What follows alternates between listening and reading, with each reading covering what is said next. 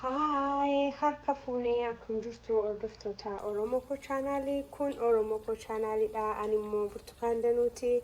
Ara immoo viidiyoo biraadhaanii deebi'ee gara keessanitti dhufeera.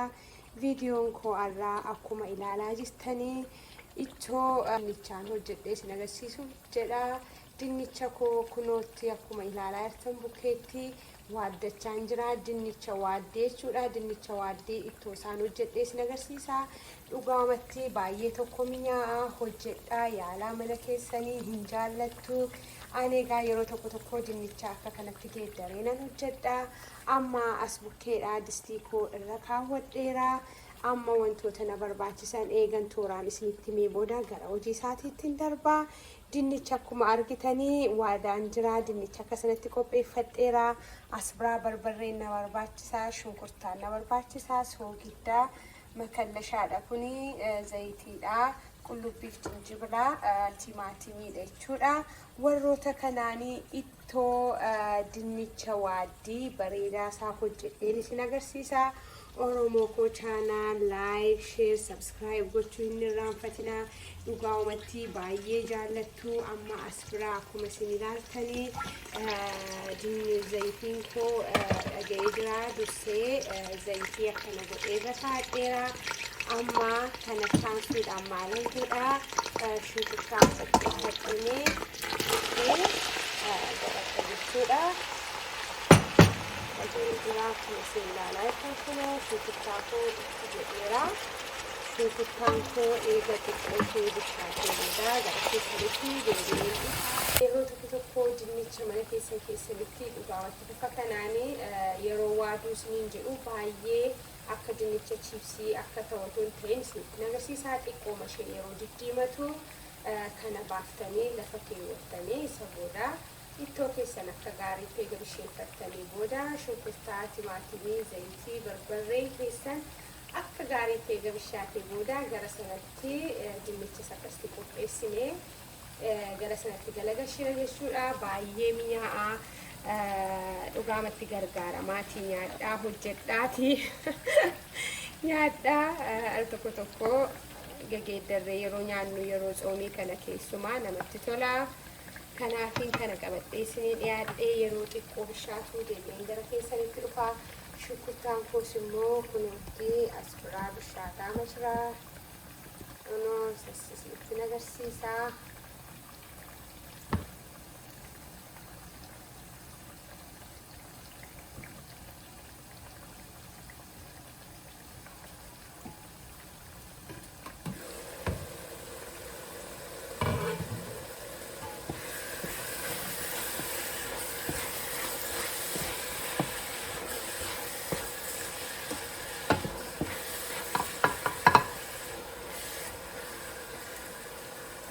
Bishaataa jira.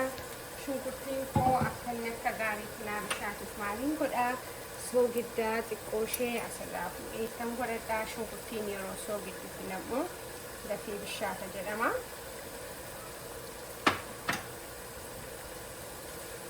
Haala kanaan eegan akkas godhadheen booda xiqqoo ishee yeroo bishaatu deebi'een gara keessanitti dhufa.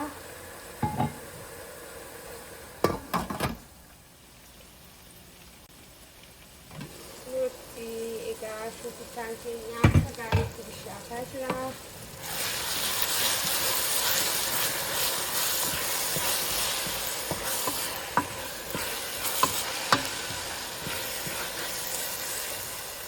Shunkurtiin keenya akka gaariitti bishaataa jira. Akka walii wajjiniin bishaatuuf maaliin godha kana taane timaatimiin qopheeffadheen itti godhadha.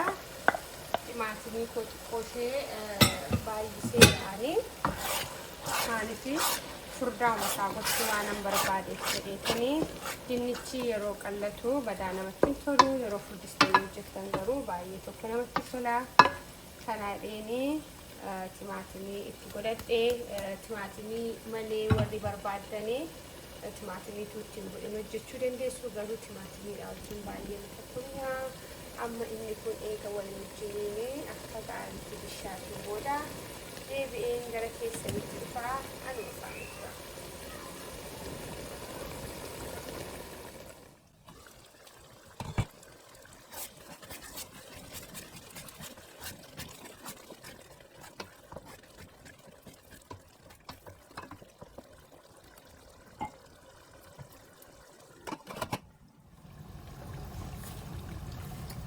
Egaa shunkurtiin keenyas qaqqabaadha kunuunsi kana taasisuudhaan maalitti godhadha barbarreen qopheeffadhe jechuudha.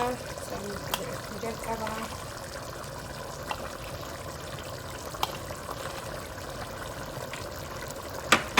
Barbarreesi ammuma fedha keessanii baay'isuu dandeessuuni.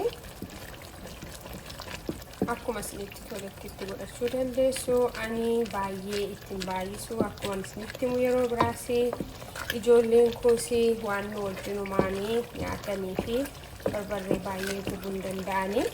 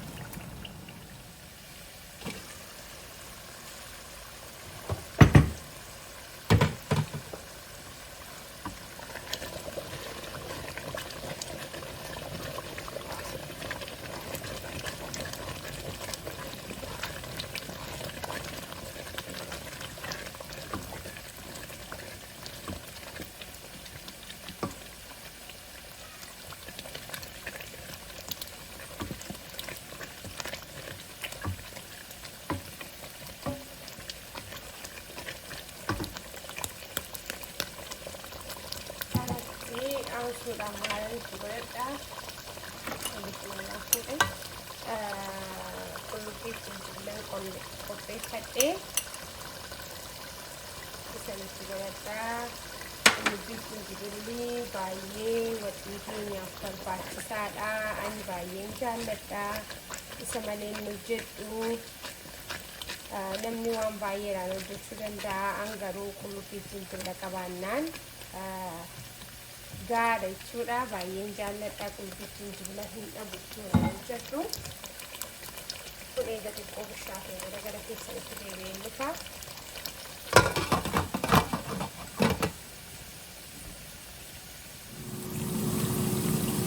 Egaa dinnichi koo kunis qaqqabeera. Kun akkuma isin ilaaltanni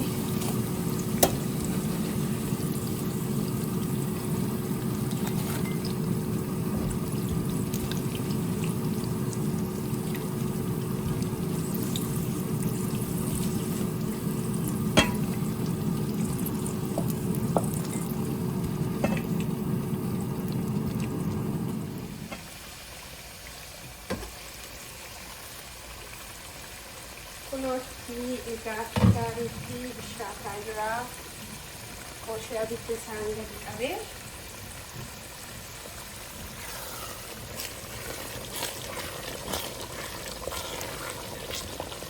dhiifama ijoolleen kun gidduutti waan ajajatee isa isaaniif gochuu jettanii abidda koo gidduutti dhaamsee haati ijoollee akka kanaa gidduutti dhaamsaa bobeessaa hojjenna. Amma haala kan fakkaatanii shunkurtaan keenya qaqqabaa jira. Kun amma shunkurtiidha, timaatimiidha, soogidda xiqqooteedha, qullubbiidhaaf jijjibilantuudha kan walitti qophaa'e. Inni kun akka kanatti akka gaariitti bishaataa jira. Amma dinnichi koosii qaqqabaa jira waanta ta'eefi xinnoo jalqaba irratti shunkurtaa keessan akka gaariitti bisheessuu qabdu waanta ta'eefi kun akka gaariitti gaafa bishaatu deebi'een gara keessanitti dhufaa kan dhufaan jira. Gaashoo tuttaan keenya akka gaariitti dhaqqabaa jira. Masnaqatanii baay'ee ni jedhennaan hin gada bidda isaa gadi qabe. Amma kanatti maalan godhaa bishaan xiqqoo ishee itti dabaluun qabaa. Jalqaba irratti bishaanii dinnichichaaf barbaachisu waan hundumaa dursinee itti godhachuun nurra jira. Dinnichi keenya inni sun yeroo itti nafu yeroo dheeraa danfuu nurra waanta ta'eef yeroo itti godhatan immoo bishaan danfaa itti godhachuun gaariidha. Akkuma isin maalan godha. Amma na barbaachisu jechuudha qallina isaa. Amma na barbaachisu an amma kana caalaa hin qallisu. Dinnichichi yeroo itti namu kun nagaa amma jettan jechuudha bishaan itti godhattu. An amma kunoo kun nagaa kana caalaa hin qallisu. Kun yeroo akka gaariitti danfuni dinnicha koo isa kanatti godheetanii itti dhaamsaa jechuudha. Xiqqoo ishee waliin jibbisheesse ammaaf garuu kun amma inni bishaatutti xiqqoo ishee danfu bishaanni qallinni isaa kanumaa nagaa. Ani ittoo yeroo baay'ee furdaa malee ittoo qalloon jaalladhu.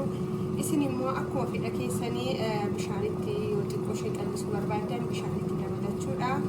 Amma kun yeroo inni xiqqoo ishee danfuu deebi'een gara keessanitti dhufa. Amma faana tura.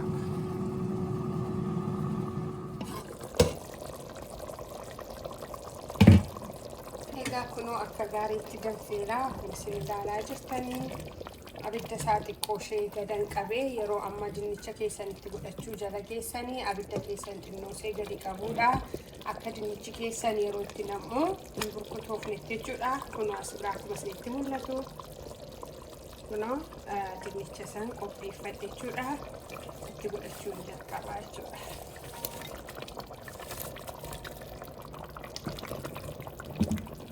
Argitanii?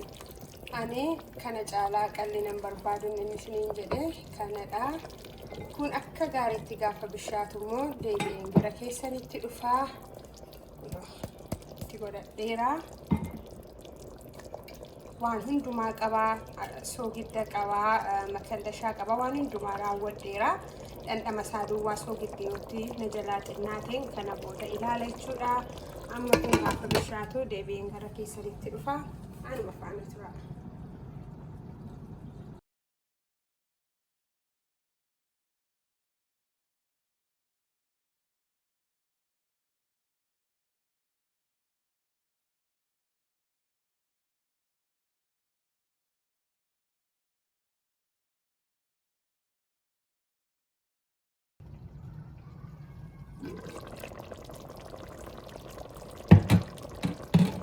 Kunuutti egaa amma xumura gaheera.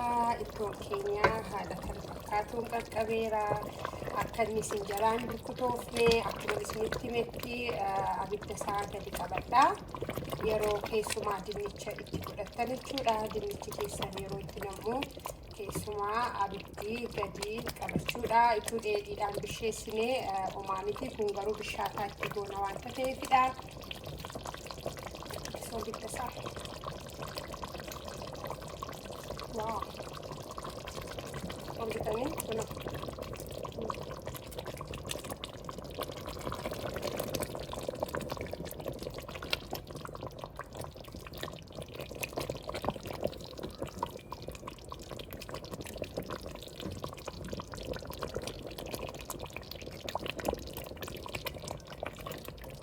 keessumaa yeroon kun yeroo xoomii waanta ta'eef malee asuma keessallee waan garaagaraa keessa buufannee bareechannee dhiyeeffachuu dandeenya. Amma garuu haaluma kanaanii dhiyeeffannee nyaachuudha.